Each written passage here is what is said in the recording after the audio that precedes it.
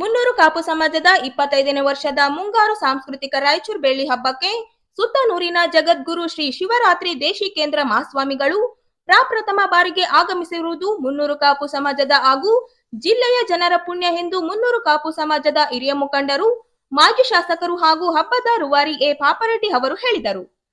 ಅವರಿಂದು ನಗರದ ಗಂಜ್ ಆವರಣದಲ್ಲಿ ಮುಂಗಾರು ಸಾಂಸ್ಕೃತಿಕ ರಾಯಚೂರು ಬೆಳ್ಳಿ ಹಬ್ಬದ 2ನೇ ದಿನದ ಕಾರ್ಯಕ್ರಮದಲ್ಲಿ ಮಾತನಾಡಿದರು. ಪ್ರಧಾನಿ ಮಂತ್ರಿಗಳು ಕೂಡ ಅವರ ಭೇಟಿಗೆ ಕಾಯುವಂತ ಸ್ಥಿತಿ ಇದೆ. ಈ ಭಾಗದ ಜನಪ್ರಿಯ ಹಬ್ಬ ಮುಂಗಾರು ಸಾಂಸ್ಕೃತಿಕ ರಾಯಚೂರು ಬೆಳ್ಳಿ ಹಬ್ಬ ಸ್ವಾಮಿಗಳ ಆಗಮನ ಹಬ್ಬಕ್ಕೆ ಮತ್ತಷ್ಟು ವೈಭವ ಮೆರುಗು ಬಂದಿದೆ. ಈ ಕಾರ್ಯಕ್ರಮದ ದಿವ್ಯ ಸಾನ್ನಿಧ್ಯವನ್ನು ವಹಿಸುವುದು ನನಗೆ ಬಹಳ ಸಂತೋಷದಾಯಕವಾಗಿದೆ ಎಂದರು. ಸುತ್ತನೂರಿನ ಜಗದ್ಗುರು ಶ್ರೀ ಶಿವರಾತ್ರಿ ದೇಶಿಕೇಂದ್ರ ಮಹಾಸ್ವಾಮಿಗಳು ಪ್ರಪ್ರಥಮ ಬಾರಿಗೆ ಮುಂಗಾರು ಸಾಂಸ್ಕೃತಿಕ ಬೆಳ್ಳಿ ಹಬ್ಬಕ್ಕೆ ಆಗಮಿಸಿರುವುದು ನಮ್ಮ ಸಮಾಜದ ಪುಣ್ಯ ಎಂದರು. ಕಳೆದ ಮುಂಗಾರು ಹಬ್ಬದ ವರ್ಷದಲ್ಲಿ 25ನೇ ಬೆಳ್ಳಿ ಹಬ್ಬಕ್ಕೆ ಸುತ್ತನೂರಿನ ಜಗದ್ಗುರು ಶ್ರೀ ಶಿವರಾತ್ರಿ ದೇಶಿಕೇಂದ್ರ ಮಹಾಸ್ವಾಮಿಗಳನ್ನು ಕರೆತರಬೇಕೆಂದು ನಿರ್ಧರಿಸಿದೆ. ನಾನು ಅವರನ್ನು ಭೇಟಿಯಾಗಿ ಮುಂಗಾರು ಹಬ್ಬಕ್ಕೆ ಆಹ್ವಾನಿಸಲಾಗಿತ್ತು. ಅದರಂತೆ ಸ್ವಾಮಿಗಳು ಆಗಮಿಸಿರುವುದು ನನಗೆ ಬಹಳ ಖುಷಿಯಾಗಿದೆ ಎಂದು ಹರ್ಷ ವ್ಯಕ್ತಪಡಿಸಿದರು. ಶ್ರೀಗಳ ಆಕ್ಷೇಪಣೆಯಂತೆ ಮುಂಗಾರು ಬೆಳ್ಳಿ ಹಬ್ಬ ಯಶಸ್ವಿ ನಂತರ ಕುಟುಂಬ ಸಮೇತ ಶ್ರೀಗಳನ್ನು ಭೇಟಿ ಮಾಡಲಿದ್ದೇವೆ ಎಂದರು.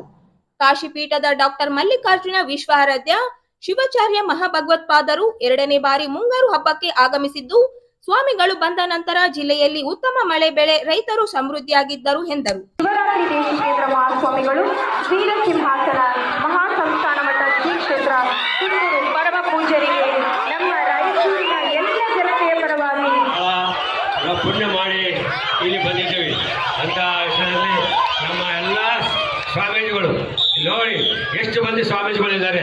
ಅದರಲ್ಲಿ ದೇಶಿಕೇಂದ್ರ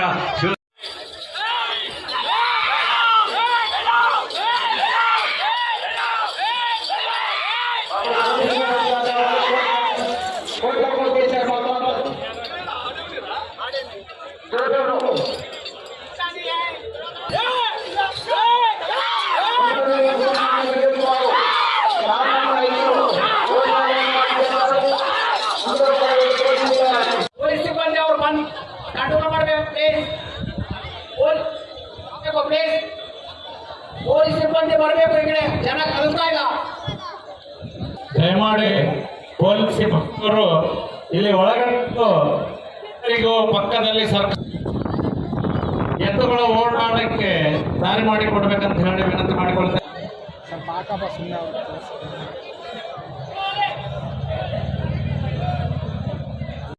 ಸ್ವಾಮಿ ಆಶೀಸ್సులతో దూటూరు రామకృష్ణారెడ్డి గారు డి రంగాపురం జిల్లా ఆంధ్రప్రదేశ్ వారి జత పోటీతో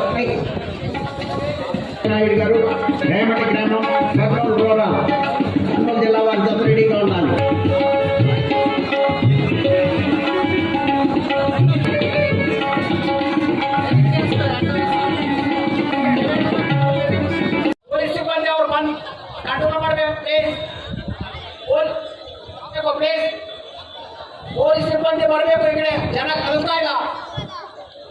ದಯಮಾಡಿ ಪೊಲೀಸ್ ಭಕ್ತರು ಇಲ್ಲಿ ಒಳಗಟ್ಟು ಪಕ್ಕದಲ್ಲಿ ಸರ್ಕಾರ ಎತ್ತುಗಳು ಓಡಾಡಕ್ಕೆ ದಾರಿ ಮಾಡಿ ಕೊಡ್ಬೇಕಂತ ಹೇಳಿ ವಿನಂತಿ ಮಾಡಿಕೊಳ್ತೇವೆ.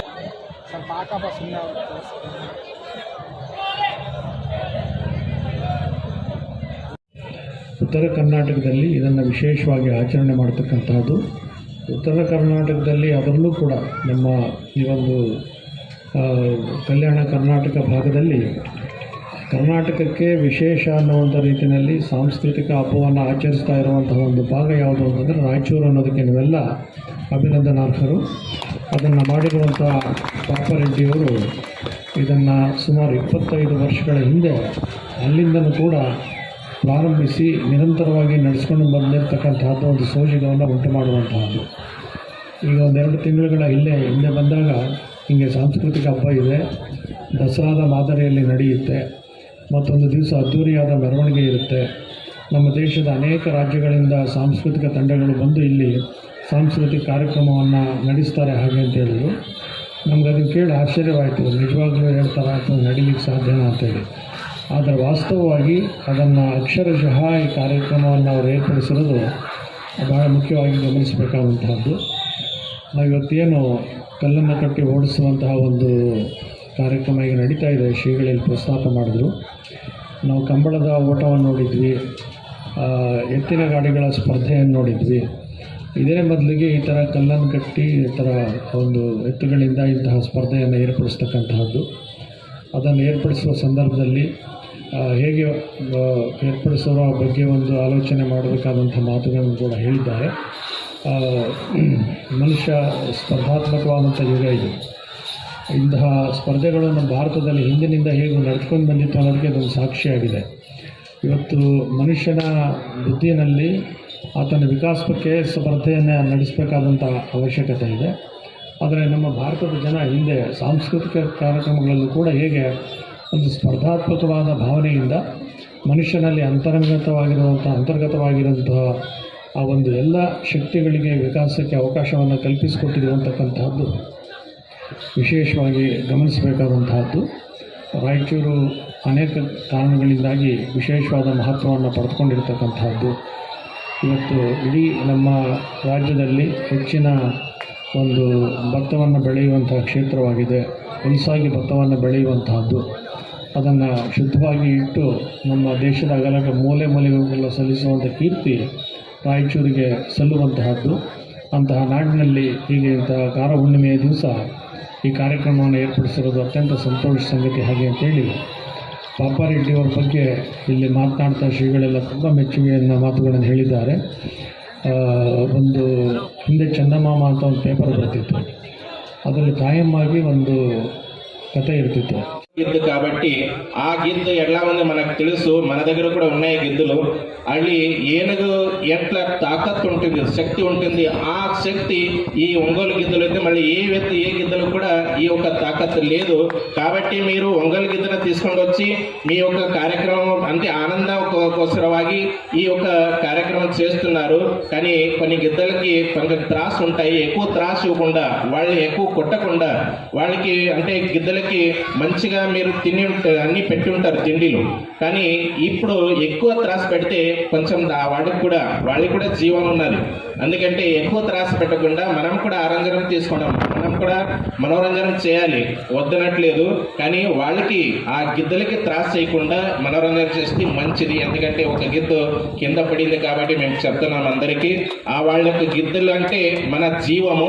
మన జీవానికి ఏదైనా త్రాసు అవుతే ఎట్లా మనం బాధపడతామో అట్లానే బాధ ఆ గిద్దలు కూడా పడుతుంటాయి. కాబట్టి మీరెవరు గిద్దలకి ఎక్కువ త్రాసు పెట్టకుండా మనం టైం ఇచ్చి వాళ్ళ ఒక కాంపిటీషన్ మనం అందరూ చూడొచ్చు, మనం అందరూ ఆనందం చేసుకోవచ్చు.